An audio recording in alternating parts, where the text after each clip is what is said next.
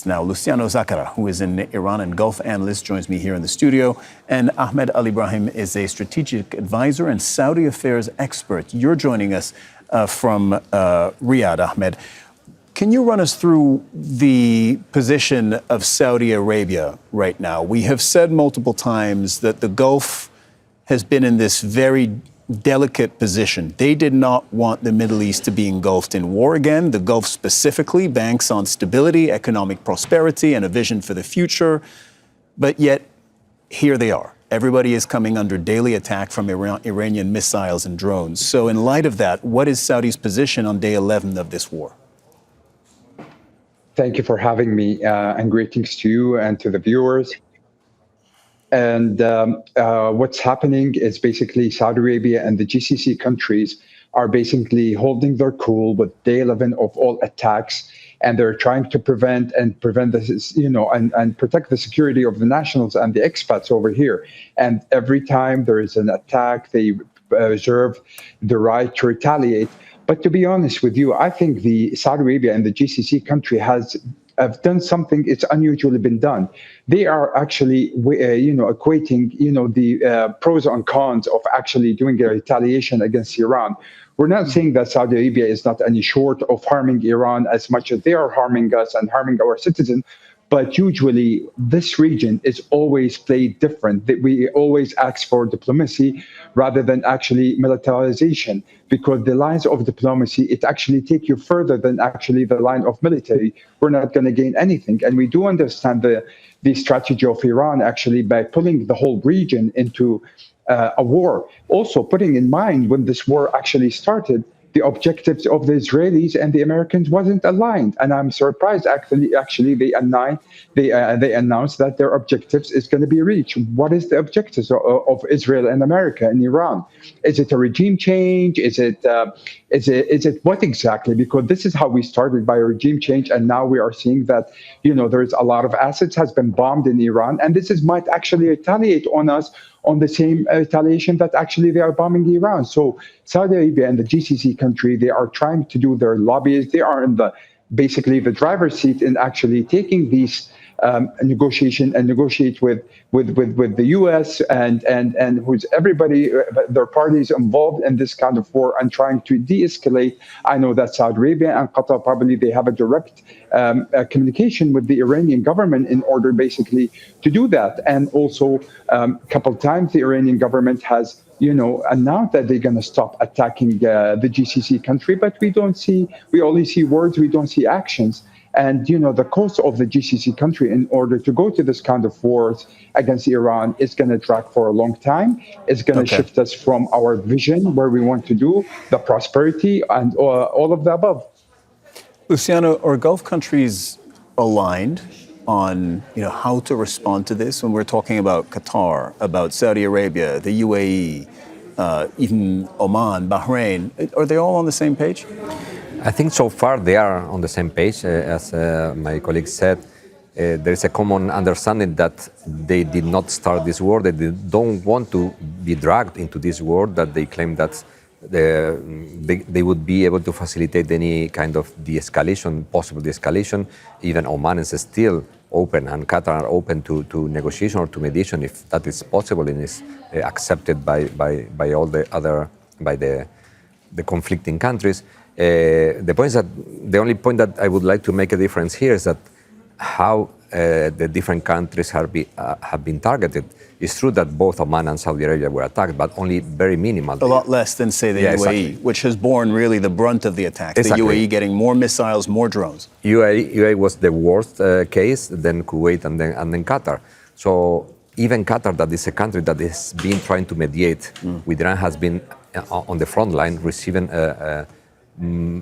hundreds of missiles. So it's difficult to see where the strategy, even though they are all in the same line, in the same page, and trying to prevent to being dragged into the conflict, the way in which Iran is dealing with all these states is a different way. I assume that the strategy is because they know that it's more complicated. On one hand, they want to give priority to Oman as a hub for possible mediation in the future with the United States. It's more trusted. I don't know why, in comparison with Qatar. and Saudi Arabia, because they believe that these are the ones that they would be the threshold, the lowest threshold in terms of retaliation, that maybe Saudi Arabia would be more not accepting more missiles to come without retaliating. So I think that this is a strategy to be analyzed from the Iranian side, that they don't attack the same countries in the way. They know that some countries are less willing to accept entering into a war, and maybe other countries are more willing to enter if they see that this is going too far, which is also dangerous for for Qatar, for Bahrain, Kuwait, and Emirates, that they are receiving more because obviously they don't want to engage in this war, but on the other hand, they need to be very assertive in the way that they are showing that they are going to defend their countries, because this is what they have to do, and this is what they have been doing without hesitation. Ahmed, you said a little while ago that the Gulf countries are trying to de-escalate things by talking to Iran, or will try at some point to de-escalate things by talking to Iran. Will they also be in the ear of the U.S. president, giving him their view on de-escalation? I think, to be honest with you, this option is on the table. I think, we've seen how volatile is the energy prices is happening, and this is what got President Trump yesterday on the podium and actually announced that he's going to end the war is going to be ended soon, and oil prices has went down almost $20. So they know the impact that this war has done to the whole world. It's not a joke. It's not a Venezuela type of thing. It is more complicated. I mean, we've seen missiles going to Turkey. We've seen missiles going to Azerbaijan. And I think that the GCC country, they have a game under their sleeves. Probably they're negotiating with America that, if this is going to continue, we're going to renegotiate some of the economic packages that we're going to sign with you because of many reasons, because you guys are not letting us actually make decision or give us the keys for the region, and we know what the best of the region. And also economically, we're going to be depleted, and this is not going to serve the agenda of the midterm election for President Trump or the J.D. Vance in the next presidential election. So how this is going to look in Washington? So I'm sure that the GCC country, they have some way that they can push for economically and politically, and we've been known of doing this. I mean, to your point, the report, Qatar has been doing a peace deal making for the years and years we know, and Saudi Arabia at the same time with the Russian-Ukraine conflict, and UAE also for this matter. So definitely, if they don't do this in that kind of consideration, probably we have other options. Remember that Saudi Arabia, they do have this strategic alliances with Pakistan, and also Turkey now is on the line. So yes, this region can shift the dynamic, but we did not sign up for this war to happen from the beginning. We wasn't informed. Actually, if we've done anything as a GCC countries, we were basically lobbying not to go into war with Iran and actually exercise the diplomatic path rather than actually firing missile, because in this region we know we are not lucky in regime change, and we've been tired of having all these conflicts in the region, and we know what's best for the region.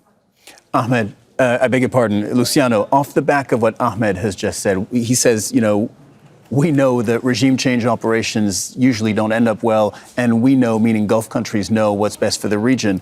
The Middle East is being changed right now in profound ways. We don't know exactly where it lands. It's very early. So sorry, because I know this is going to be a hard question, but if you had to guess, how does this reshape? In what ways does this change the region going forward?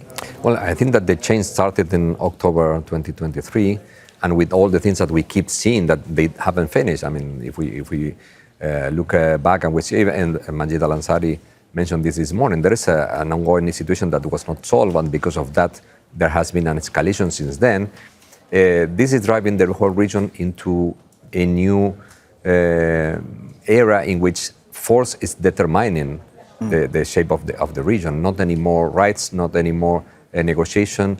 Even though there are a lot of efforts put in negotiation and mediation, we still see that the only way that countries are willing to, or some countries are willing to behave in the region is using force. And the only way to promote regime change is by force. If they want to promote change, which I still doubted that is the Trump case. I mean, Trump decided to jump in the horse of Netanyahu regime change because the existential threat is for Israel. The Islamic Republic is an existential threat for Israel, but not for the United States. Trump got this narrative and he tried to impose it, but now he's trying to get out because at the end of the day, it's okay. It doesn't matter if the regime is the same as far as they don't bother and as far as they do what I want. The problem is to do what Trump's want is to obey everything and to accept conditions imposed to a country that lost a war. And this means that the only way for Trump to negotiate with anybody is after losing or being defeated in a military confrontation by the military might. So this is happening in Venezuela, this is happening in Iran. It may happen with other countries, even in Greenland, if the European Union, they don't want to give Greenland to the United States.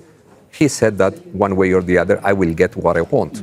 So this is a style that has been or is being imposed, not only in the region, in the whole world. I mean, we see that the Ukraine war is still there and was not fixed, and nothing that has been done so far stopped that war. We see that war is the language that we are going to be, we need to become used in the coming years. War is going to be the language for the coming years.